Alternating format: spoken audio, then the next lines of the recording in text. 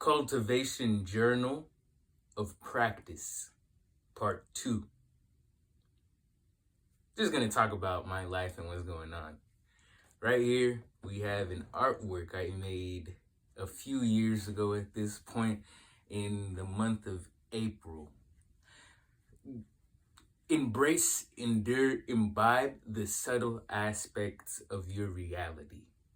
Just as much as the beard hair on my chin is growing after I shaved, things around you are also changing and growing. And if you're smart enough, not even smart enough, if you're aware enough and mindful enough, you'll be able to connect these systems together.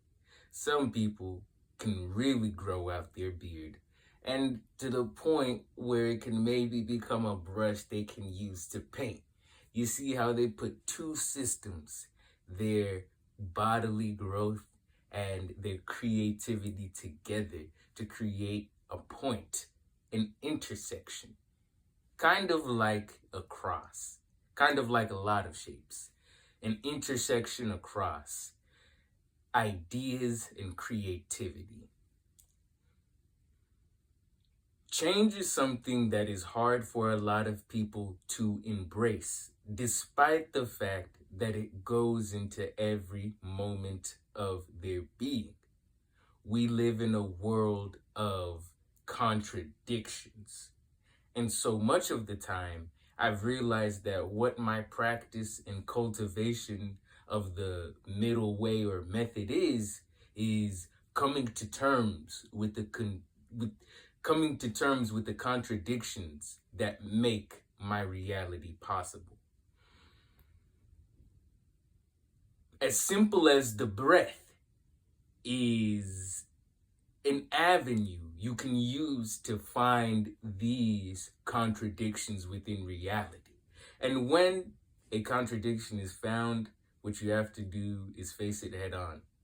So, not coming from the standpoint of a religion, but coming from the standpoint of cultivation, I like using allegories, stories, metaphors, any example or system that you can give me to help me understand how to walk through my life. I will take in any narrative and read any narrative that I need. It gets to a point that you realize that I'm not a bookworm. My purpose is not to read every single narrative in existence. My purpose is to get my set of narratives that help me and then continue walking. But they say in Buddhism, the Dharma is like a raft. Once you've reached the other shore, leave the raft at the shore. Do not make it into a burden.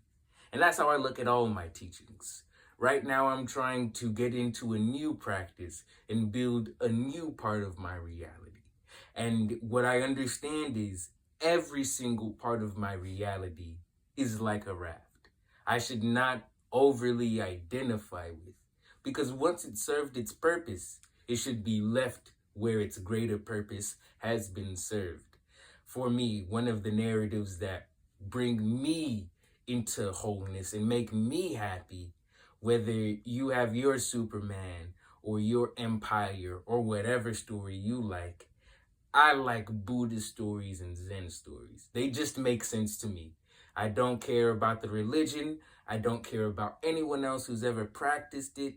I'm just reading stories that I like to read, like any other human being that has ever existed. I don't get caught up in what my dad said or what anybody else's dad said, because we all are just trying to live a good life. So in the koans, they ask many questions that have helped me in my own cultivation, because I consider the koans to be that putting you back into that beginner's mind of not knowing where to go. In as simple as my weight loss, I started out very heavy and I didn't know how to become skinny. And now being skinny, I realized that there is a lifestyle to skinniness, just as much as there's a lifestyle to being overweight. And you have to practice. You actually have to be very good at being overweight, for it to be who you are, your lifestyle. The same thing with being skinny. And you can apply this same principle to fighters or football players or certain types of martial arts, tiger style or monkey style or this, that, and the third. You are trying to create a system that allows you to embody a greater sense of your reality. Do not allow the tool to become you or you to become the tool, though. Don't lose yourself in the process of becoming. And that's what I'd like to tell myself today. Do not lose yourself in the process of becoming. Everything is settled.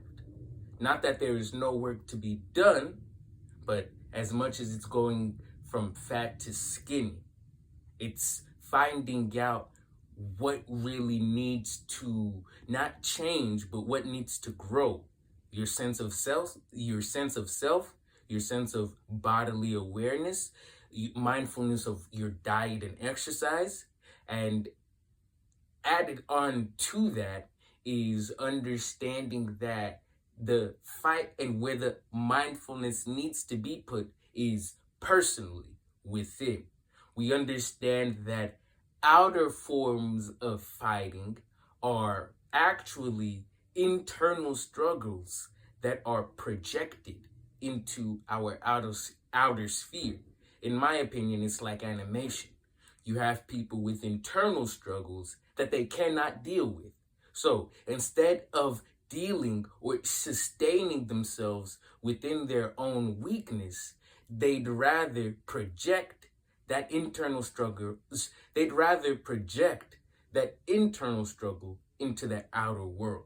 And now us as human beings are so focused on other people's projected internal struggle that we can't even focus on what's actually important to all human beings, our own actions, our own karma. Okay, have a good day. Do not lose yourself in the process of becoming. So I will continue to upload my videos around Charlotte.